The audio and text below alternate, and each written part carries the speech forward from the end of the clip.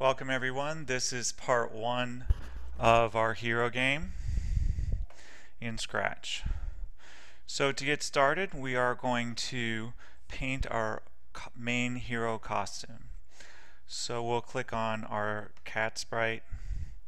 We'll go to costumes and I'm going to click the paint button and the paint editor comes up.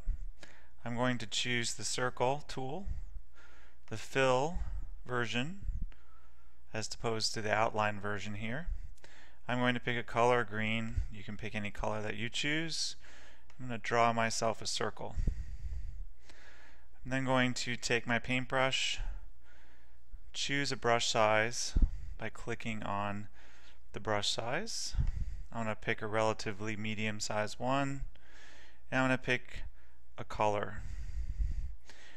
I'm then going to give myself a few dots as a design for my hero character. And then I'm going to click OK. Now that I have this hero character, I can delete my cat, so I'll click on the X. And I'm going to name my sprite hero.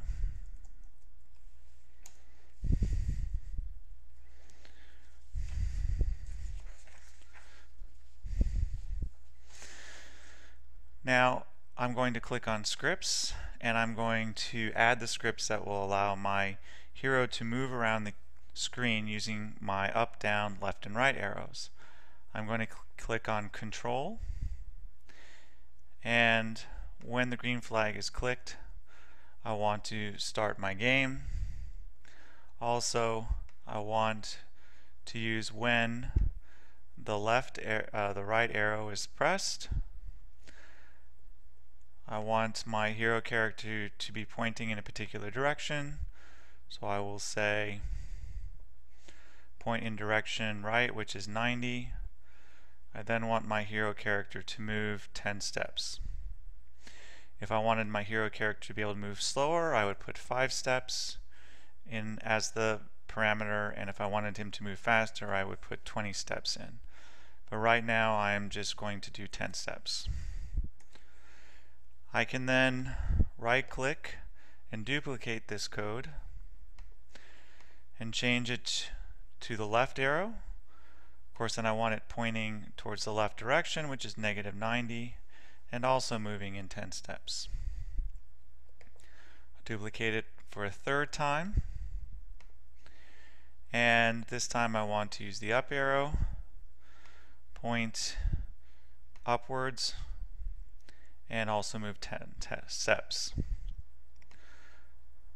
The last time I'm going to use the down arrow, point in direction 180, and also move 10 steps. Now I need to go ahead and save my project. So I'm going to go ahead and just save it on my desktop. And I'm going to create a folder called Walker Scratch Projects. Click OK.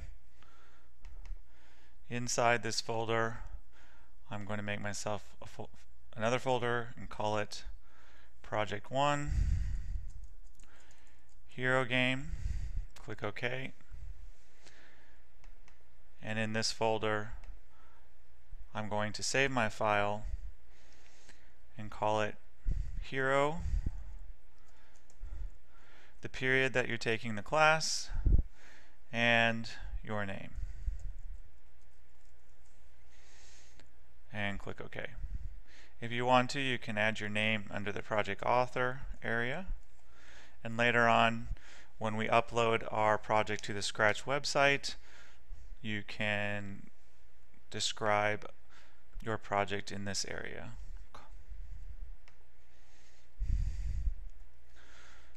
Alright, so now if I test it, if I use the up arrow, my hero goes up. If I use the down arrow, he goes down. He goes left, and he goes to the right. And we can see that he's pointing in a particular direction because the dots face that way. Now notice when I go down, our hero is kind of upside down. as opposed to being right side up, which should be this way. So if we only want him to move in the left and right direction, we can click this button that says only face left and right. And now when we go left and right, our hero will stay upright as we switch directions. Now when our game begins, we also might want our characters to start in a particular position. So we'll go again to the motion tab if we're not already there, and we'll go to use the go to block. And I'm going to have my hero start in the position -2, 17 and -7. And when I click go, my hero goes to that particular position. Now I know he's in that position because I can add an XY grid. Well, first of all, I know he's in that position because if I hover over him, down in the right hand corner you see an X coordinate and a Y coordinate for our hero. I can also add a background that shows the X and Y coordinates of the Scratch screen by going to clicking on the stage, going to backgrounds, clicking the import button, and Scratch provides an XY grid for us. And you can see that the Scratch screen goes from 180 to -180 on the y-axis and -240 to 240 on the x-axis. So I'm not going to use this as my background, but the information is helpful for you to know when you're creating other characters. So I'm going to go ahead and delete this background right now. And while we're here, I'm going to paint a background.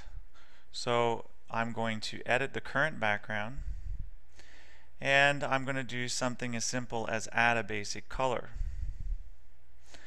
And I'm going to add maybe a light blue background for now. You can add any color that you want.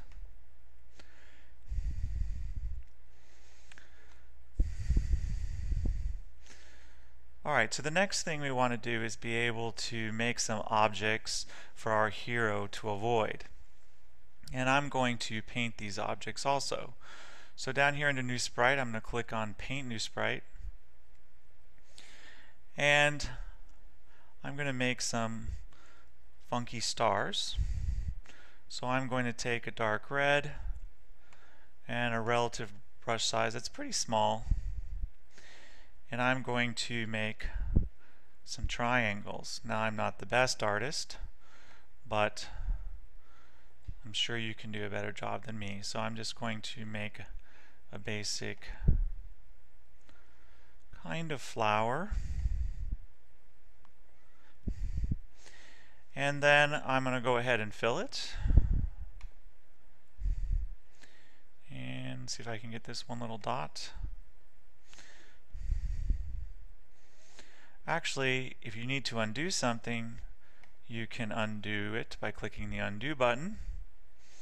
And let's fill it with a lighter color of the same type. And then let's add a color on the inside, and you could either paint it or use the circle and have a fill color.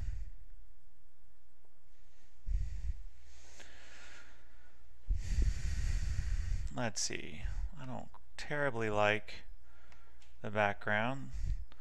What if we pick orange for our fill and a green for our center? Okay. You can make any kind of enemy character that you want or obstacle. I'm going to just call this enemy because in future versions, if the hero hits our enemy, he will lose points. So I'll call him enemy 1. And he's a little big, so if I want to shrink my characters, I can click on the shrink button up here and then click on the character as many times I want to, and each time it shrinks it. can also do this with my hero character at the same time. When you're done, just click off on the background. Alright, so now what we want to is add the code for our enemy.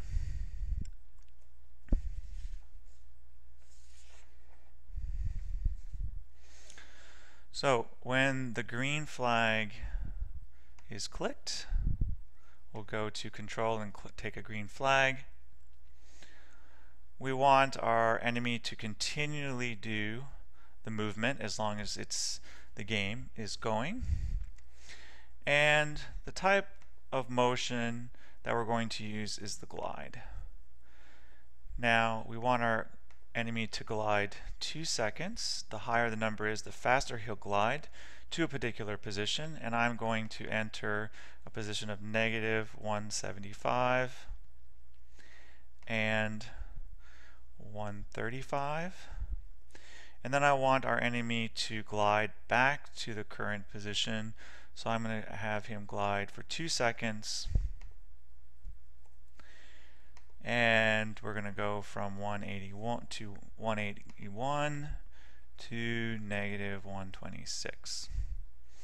And now when I test this, I can click on my green flag for this enemy and watch its movement.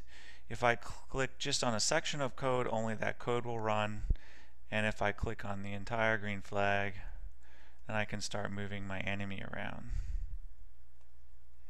So I'm going to go ahead and stop. Now once I have this code done, I can go ahead and copy my enemy. So I'm just going to duplicate my enemy. I'm now going to name this one enemy 2.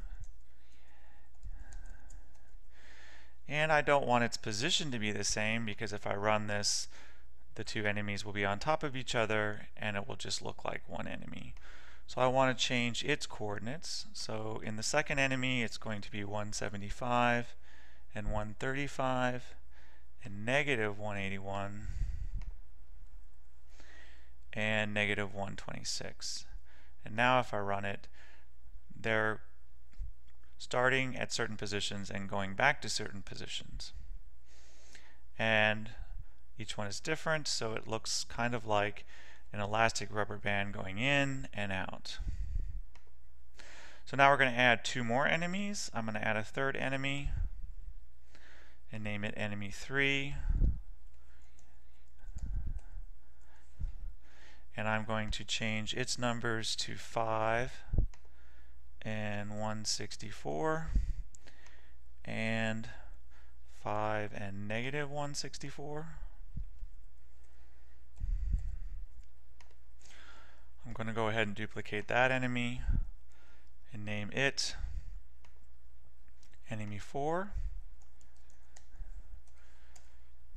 and change its numbers to 202 and 7 and -202 and -7. And now I'm going to save and test my code by clicking on the green flag. And now my enemies are going around, and it's very hard for my green hero main character to avoid them. So you might want to go back to your hero and allow him to move faster by changing the parameter to 220.